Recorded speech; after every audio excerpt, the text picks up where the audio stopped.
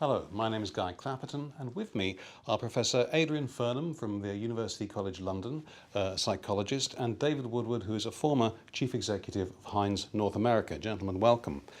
I'd like to talk about the six traits that have been identified that make a good leader. Can you tell me a little bit, for example, about your view on conscientiousness? Very often people don't see that they have a lack of conscientiousness that could be their derailer. They don't see this lack of organisation. And if I think to some of the more challenging times that I've experienced when I've been looking after Africa and the Middle East, and I've been buying a business in South America, and I've been managing a house purchase over in the UK and managing family arrangements and planning for the next year's AOP, annual operating plan, and presenting to the board, you have to be organised. And sure, you have a great team around you to help you do that, but ultimately you're the person that's providing the direction. So I think it's absolutely right up there in terms of one of the traits that we should all be looking for. Not always that obvious, actually, until you really do test for it and deep dive. Thank you. Let's talk about adjustment. That's another one of the criteria. First of all, Adrian, having written the criteria, how do you mean adjustment? Well, it's about resilience, is another word for it. The high adjusted person tends to be less prone to anxiety and depression, and when they do get, which is quite normal, stress, they cope with it well. It's tough at the top. Every leader will tell you that, and you need to have ways of dealing with that stress. I think with adjustment, I think the most successful leaders, the people that I've had the good fortune to work with and learn from, are those that almost thrive on it. They thrive on the uncertainty, they thrive on the challenges that get thrown at them, and frankly, when things become a little bit too comfortable and too normal, they are not at their best. So Adrian's quite right, you do see people kind of going, I think, one of two ways. They either thrive because they know how to manage it and they know actually it's one of their stimuli, or they really struggle with it. I'm going to ask Adrian again first because I like the academic view. Are people born curious, or do they get curious woken up in them? Can education stifle curiosity? How do you measure curiosity? Where does it come from? I think curiosity cannot be learnt. I think it's something you have inside you. You can see it. For some people, they're just not very curious. They're not interested in how things work, what the future's going to be like. I don't think you can put it in people. You can stimulate it in certain areas. People do get curious about some things more than others, but it's something to look for. It is the clue to their intelligence, it's a clue to their liveliness, it's a clue to their longevity, in fact.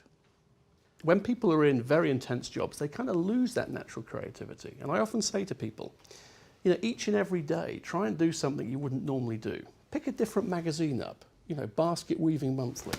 Take a different trip to work. Put a different radio channel on. We don't do enough to stimulate that curiosity in ourselves. So I think it is something that we're born with to an extent, and some have a much greater propensity, but we can stimulate it, and as leaders we should be encouraging that. I'd like to talk now about risk approach. Again, this is something that I think can change over a period of time, over at different times of your life.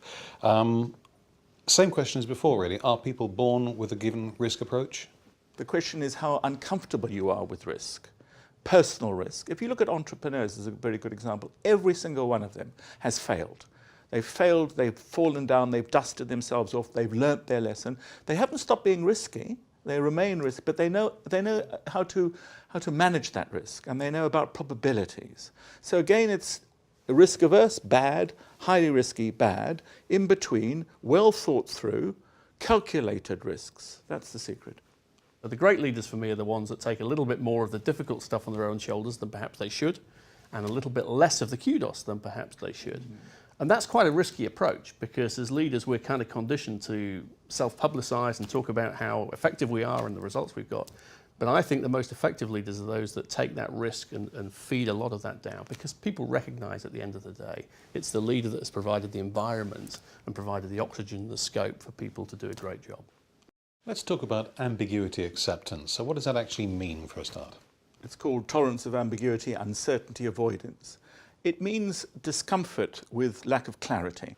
And I think it's that ability, the ability to be comfortable around ambiguity, because the world is an ambiguous place. Acceptance of ambiguity is very important, but as a leader it's also sometimes critical that you're able to kind of filter that and distill it to give some greater clarity to help people through some of those more difficult situations. Now the final trait is of course competitiveness. For me, competitiveness and results orientation is what it's all about.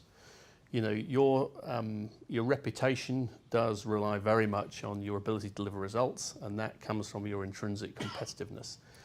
One of the things that I do note is that sometimes people don't quite know where the competition is. So within companies, you find the competition is some people actually compete with each other.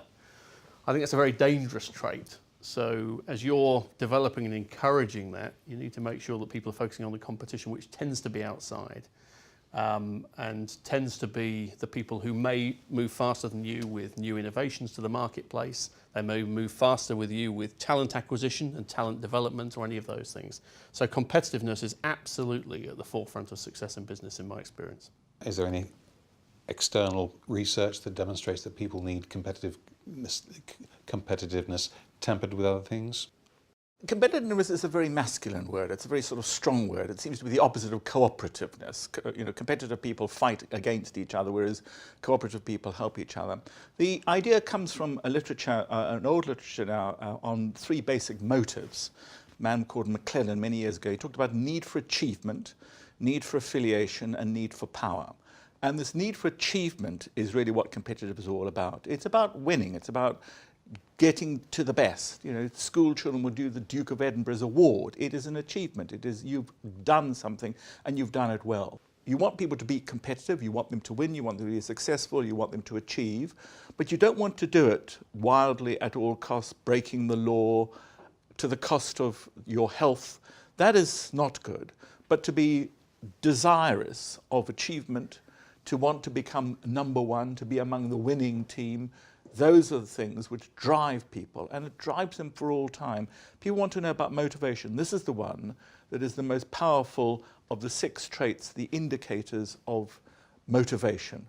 Need for achievement, competitiveness, yearning to be successful. I think there's another key dimension, which is very competitive people. Occasionally you don't make it, all right? You haven't won that particular event. Yes. You haven't delivered that particular quarter. So how do you then respond? How do you approach the event the second time round? How resilient are you? How much time do you take to reflect and really take the learnings on board? And sometimes that can be really bruising, and encourage people to be very open and honest with you about how, and then help them as a team see reality and help them understand why we haven't achieved it. So the really great leaders for me are the ones that are able to bounce back, not from consecutive failure after failure. That probably means they are in the wrong job. But I think as a leader and leadership groups, we should accept that sometimes people will fail because they've pushed the boundaries and they may have tried incredibly hard. It's how they then deal with it the next time round and make sure they are successful subsequently. But generally speaking, all the great sportsmen, when they fail or when they taste failure, you can see it on their body language, in their face, in their voices. Lewis Hamilton is a great example, incredibly successful. But when he has a bad race or a bad event, you can read it all over him. And you can actually look down into a cockpit when he's driving and you can see the style he's driving in because he's so frustrated with what's just happened. Because he set himself a standard against which he's failed.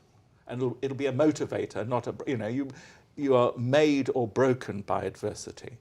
And it's that early experience sometimes that, if you look into the biography of people, gives you a very good indicator. David said right at the beginning, look backwards, look at their history of relationships, look at the way they've made decisions in the past, look at the way they've formed relationships. That is the indicator, I think, of whether they're going to thrive and survive.